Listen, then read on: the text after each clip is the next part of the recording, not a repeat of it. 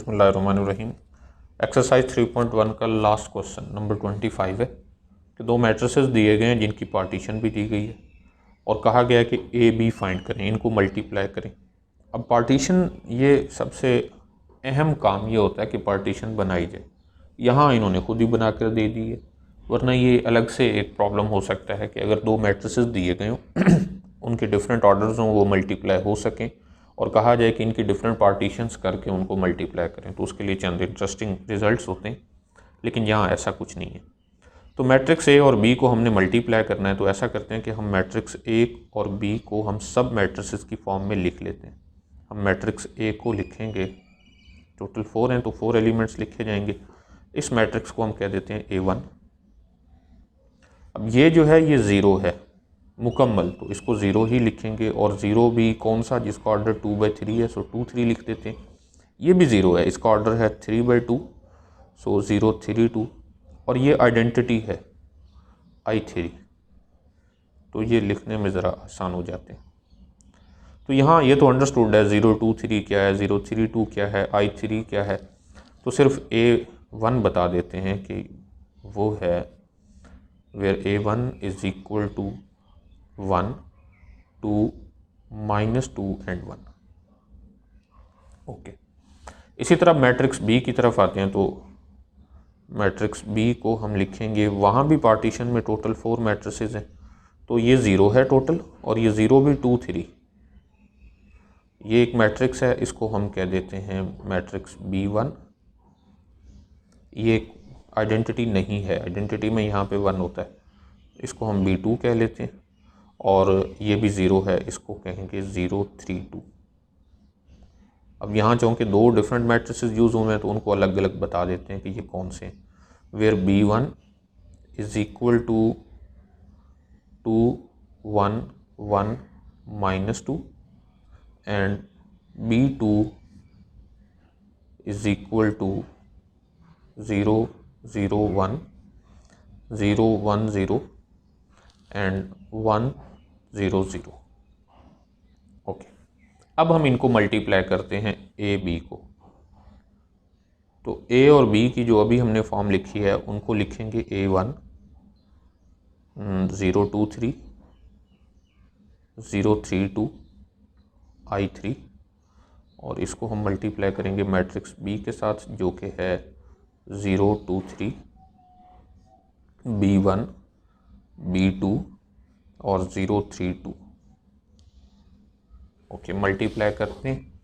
Multiply करते हुए first row first column उसी तरह से लिखेंगे, यानी इनको ये समझा जाए कि जैसे ये अब मैट्रिसेस स्मॉल ऑर्डर के हो गए हैं, जैसे ये 2/2 का और ये भी 2/2 का हो गया, इनको एंट्रीज समझा जाए। फर्स्ट रो और फर्स्ट कॉलम को मल्टीप्लाई करेंगे तो ये बन जाएगा A1 0 2 3 plus 0 2 3 B2।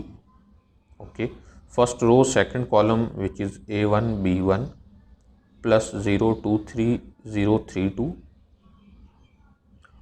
Okay, second row second column 0 3 2 0 2 3 plus I3 B2, और सेकंड रो सेकंड कॉलम से मल्टीप्लाई होगा तो 0 3 2 B1 प्लस I3 0 3 2। ओके, तो अब हम इसको लिख सकते हैं कुछ इस तरह से कि A1 O2 3। अब देखें क्या ये मल्टीप्लाई हो सकते हैं। A1 में नंबर ऑफ कॉलम थे 2 और 2 3 में नंबर ऑफ रोज़ भी हैं 2, तो इसका मतलब ये दोनों मल्टीप्लाई हो सकते हैं। और ये जो हमें मैट्रिक्स यहाँ से मिलेगा वो होगा 0 2 3, क्योंकि ये ज़ीरो मैट्रिक्स मल्टीप्लाई हो रहा है तो इसको ज़ीरो बना देगा। प्लस इसी तरह से 0 2 3 और B2 ये मल्टीप्लाई होकर ज़ीरो हो जाएंगे। B2 का ऑर्डर है 3/3, तो इसमें नंबर ऑफ़ कॉलम 3 है, इसमें नंबर ऑफ़ रोज़ 3 हैं, तो ये मल्टीप्लाई हो सकते हैं। इसकी नंबर ऑफ़ रोज़ 2 हैं, इसकी नंबर ऑफ़ कॉलम 3 हैं, तो जो ज़ीरो मैट्रिक्स मिलेगा उसका ऑर्डर होगा 0 2 3। ओके, A1 B1 मल्टीप्लाई होंगे और प्लस 0 2 3 0 2 3, तो ये मल्टीप्लाई हो सकते हैं क्योंकि इसमें नंबर ऑफ़ कॉलम और इसमें नंबर ऑफ़ रो 0 हैं, लेकिन ये मुकम्मल तौर पर 0 बना देंगे। और 0 भी कौन सा, जिसका ऑर्डर 2/2 होगा, 0 2 2।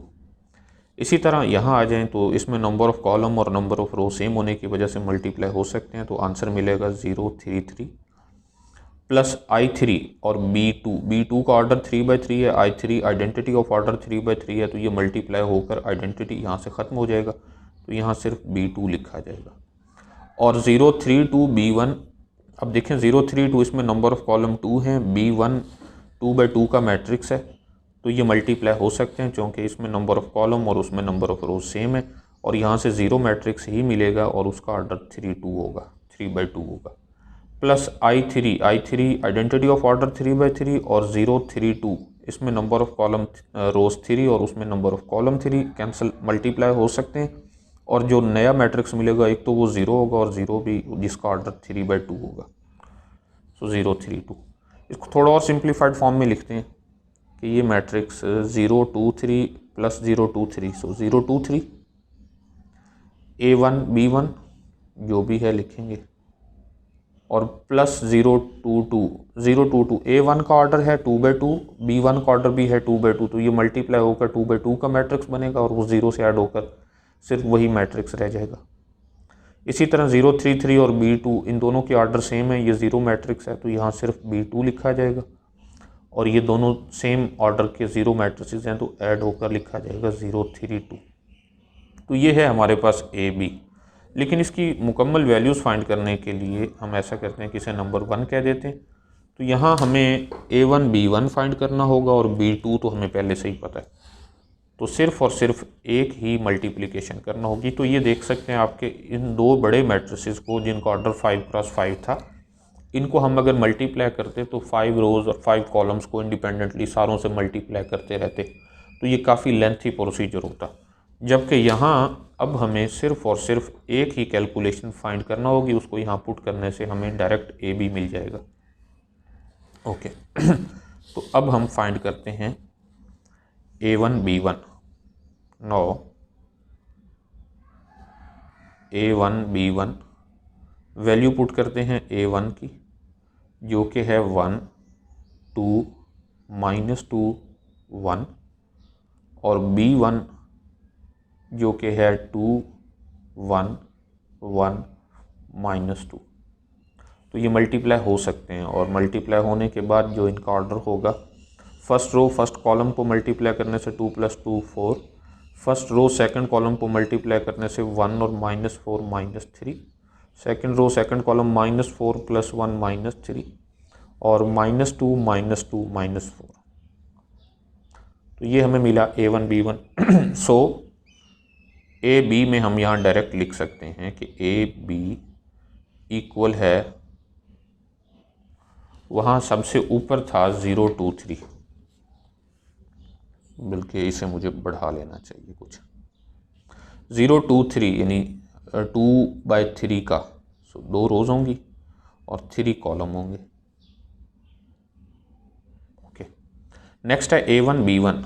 तो ये रहा A1 B1 4 -3 -3 -4। ओके नेक्स्ट है B2 हम जानते हैं कि ये मैट्रिक्स है B2 0 0 1 0 1 0 1 0 0। तो ये पुट करेंगे 0 0 1 0 1 0 और 1 0 0, और नेक्स्ट है 0 3 2 यानी 3/2 का 0, 3 रोज़ और 2 कॉलम्स। तो इस तरह से हमें AB मिल गया।